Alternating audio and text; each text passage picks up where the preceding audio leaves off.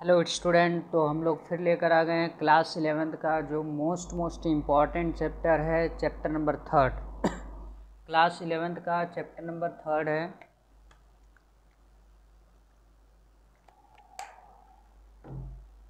Chapter number 3 बहुत ही important है। आप लोग फ़िलहाल इस समय पढ़ेंगे तो इम्पॉर्टेंट है, और उसके बाद आगे भी बीकॉम करते हैं, सीए करते हैं, सीएमए करते हैं, सीएस करते हैं, उसमें भी बहुत इम्पॉर्टेंट है। क्योंकि अकाउंटिंग का एक क्या है, अकाउंटिंग करने का एक बेस है जो हम लोग ये चैप्टर पढ़ने जा रहे हैं। चैप्टर नंबर 3 है, जो ये चैप्टर का नाम है हम लोगों का थियरी बेस ऑफ अकाउंटिंग। क्या है? Theory base of accounting, chapter number 3।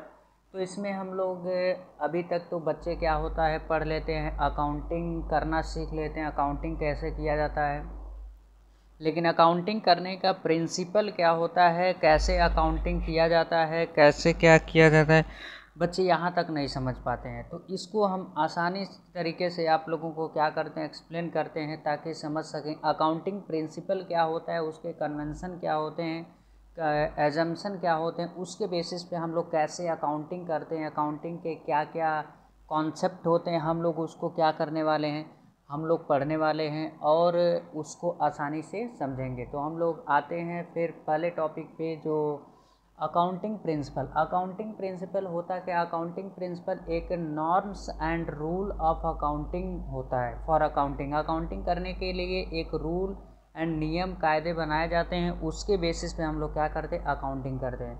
अगर ऐसा ना हो, रूल एंड रेगुलेशन अगर अकाउंटिंग करने का एक प्रिंसिपल न बनाया जाए तो इसमें होता क्या है, जो चाहेगा वो अकाउंटिंग उस तरीके से करेगा। इसीलिए इसमें norm and rule of accounting हम लोग बनाते हैं, फॉर अकाउंटिंग के लिए रूल बनाते हैं, उसके बेसिस के उसी को हम लोग क्या मान लेते हैं, प्रिंसिपल मान लेते हैं, उसी के बेसिस पे हम लोग अकाउंटिंग चालू करते हैं।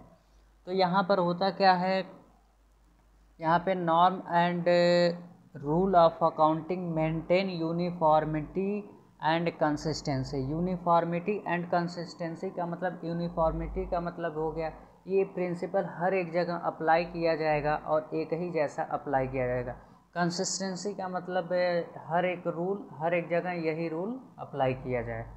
तो यहाँ पे feature of principle, feature of accounting principle क्या होता है, मैन मेड होता है। यानी ये जो फीचर ऑफ अकाउंटिंग होता है कहीं ऊपर से नहीं उड़ के आता है, पर्सन के द्वारा, एक ह्यूमन के द्वारा क्या किया जाता है, प्रिंसिपल बनाया जाता है।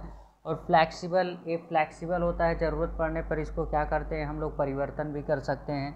और जनरल एक्सेप्टेड, और ये जो रूल होता है, ये प्रिंसिपल होता है, हर एक पर्सन के द्वारा अकाउंटिंग करते समय इसको क्या किया जाता है, अप्लाई किया जाता है।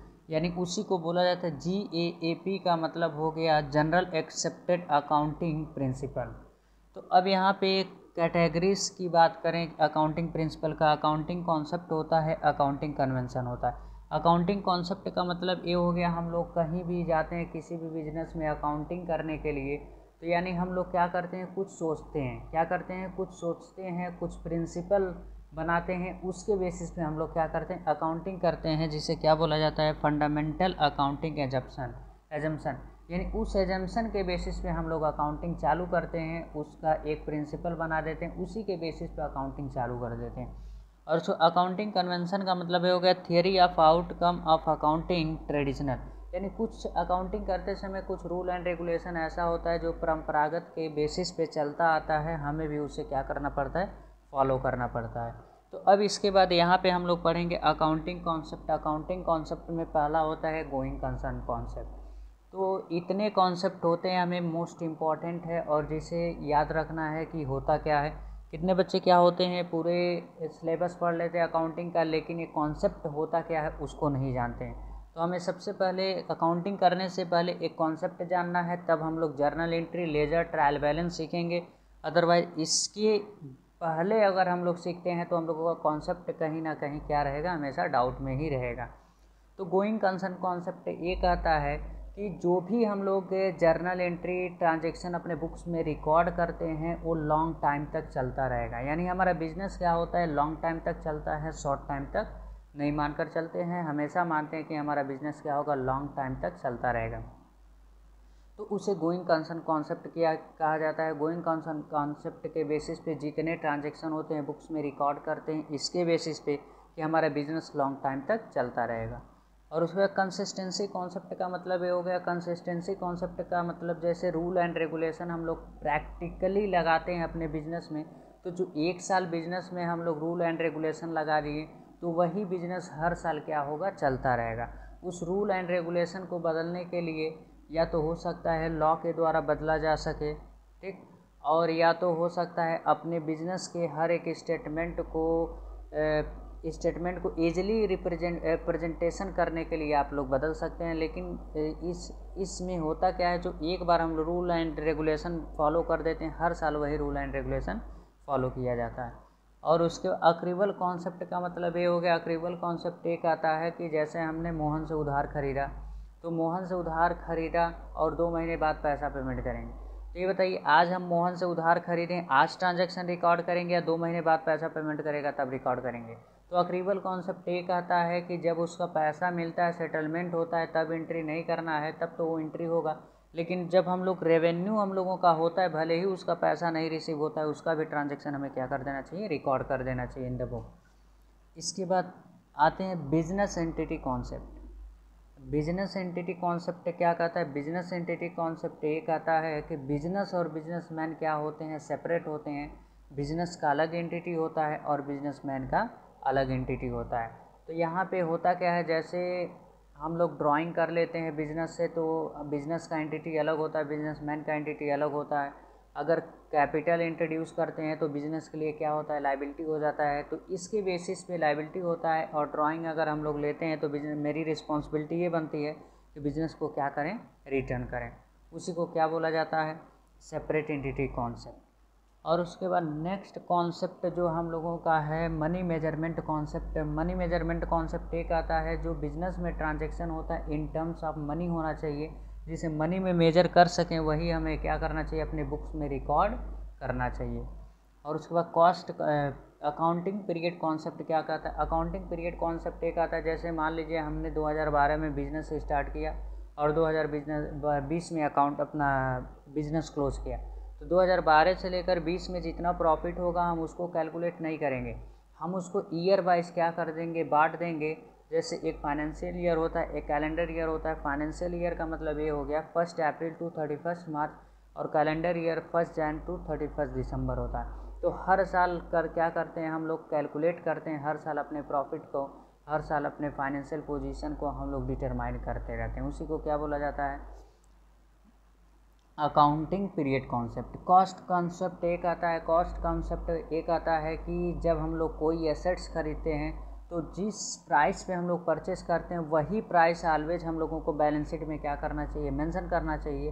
और उसके बाद हर साल मार्केट में उस प्राइस, उस वैल्यू की प्राइस फ्लैक्चुएट करता है, डिक्रीज करता है, इंक्रीज करता है, उससे हमें मतलब नहीं है। हमें वही वैल्यू बुक में रिकॉर्ड करना चाहिए जिस प्राइस पे हम लोग एसेट्स को परचेस किए हैं।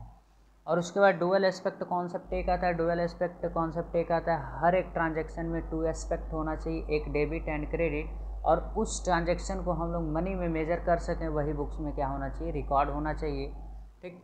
और उसके बाद रेवेन्यू कॉन्सेप्ट एक आता है। रेवेन्यू कॉन्सेप्ट का मतलब हम कभी भी बिजनेस चलाते हैं भाई, सेल करने के लिए उससे जो आता है रेवेन्यू होता है, और उसके बाद सर्विस देते हैं उससे जो रेवेन्यू आता है वो भी हमारा क्या होता है, रेवेन्यू होता है। यानी कोई भी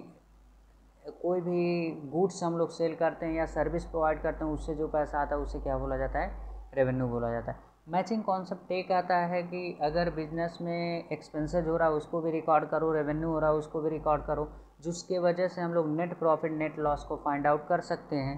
तो यहाँ पे मैचिंग कॉन्सेप्ट क्या निकालता है, net profit is equal to revenue minus cost. जितना सेल होता है, सेल से कॉस्ट को जितना एक्सपेंसेस हुआ रहता है उस गुड्स को ख़रीदने में और उस पर एक्सपेंसेस करने में, उसे क्या करते हैं, माइनस कर देते हैं, जो आता है हम लोगों का क्या हो जाता है, प्रॉफिट। अब इसके बाद हम लोग आते हैं जो कन्वेंशन बहुत पहले से चलता आता है, हमें भी उस अकाउंटिंग करते समय उसे फॉलो करना पड़ता है, जो क्या है, कन्वेंशन ऑफ फुल डिस्क्लोजर। यानी कन्वेंशन ऑफ फुल डिस्क्लोजर का मतलब ये हो गया, बिजनेस में जितने भी ट्रांजैक्शन होते हैं हर एक इवेंट को बिजनेस के बुक में क्या करना चाहिए, रिकॉर्ड करना चाहिए। और उसको convention of materiality. Convention of materiality एक आता है, इसका क्या है, फुल डिस्क्लोजर का एक्सेप्शन है। मटेरियलिटी कॉन्सेप्ट एक आता है जिस बिजनेस के लिए जो सिग्निफिकेंट यानी उसकी आवश्यकता का ट्रांजैक्शन है, उसको लगे कि हाँ ये ट्रांजैक्शन है, उसे क्या करना चाहिए, बुक में रिकॉर्ड करना चाहिए। अनावश्यक ट्रांजैक्शन बुक में रिकॉर्ड नहीं करना चाहिए। जैसे अगर मान लीजिए बहुत बड़ा बिजनेस है, अगर 10 रुपये उसका खर्चा होता है, उसे रिकॉर्ड नहीं करता है। अगर छोटा बिजनेसमैन है, अगर 10 रुपये खर्चा करेगा तो उसको रिकॉर्ड करेगा। तो ऐसे क्या होता है, जो आवश्यकताएं हो उसी ट्रांजैक्शन को बुक्स में क्या करना चाहिए, रिकॉर्ड करना चाहिए। ये मटेरियलिटी कॉन्सेप्ट कहता है। और उसको कन्वेंशन ऑफ कंजर्वेटिव्स में, कन्वेंशन ऑफ कंजर्वेटिव्स में कॉन्सेप्ट एक आता है कि बिजनेस हमेशा क्या मानकर चलता है, फ्यूचर में कुछ ना कुछ लॉस मानकर चलता है। जैसे बेस्ट एग्जांपल है provision for bad and doubtful debts. Debtor हो सकता है फ्यूचर में बैड डेट्स हो सकता है, उसके लिए हम लोग क्या करते हैं, provision for bad and doubtful debts बना लेते हैं। और उसके बाद बिजनेस में कभी भी एक एक्सपेक्टेशन प्रॉफिट होता है तो उसे बुक में रिकॉर्ड नहीं किया जाता है। अगर एक्सपेक्टेशन लॉस होता है तो उसे बुक में रिकॉर्ड किया जाता है। तो ये हम लोगों का था को चैप्टर नंबर 3 था। तो जल्द से जल्द हम लोग क्या करते हैं, क्लास 11th का ये चैप्टर ख़त्म करके न्यूमेरिकल के बेसिस पे जर्नल पे आते हैं। जो सबसे आसान है journal entry, ledger, trial balance, उसको हम लोग जल्द से जल्द सीखेंगे। और वीडियो को आप लोग ज़्यादा से ज़्यादा शेयर करें और लाइक करें, कमेंट करें। Okay, bye.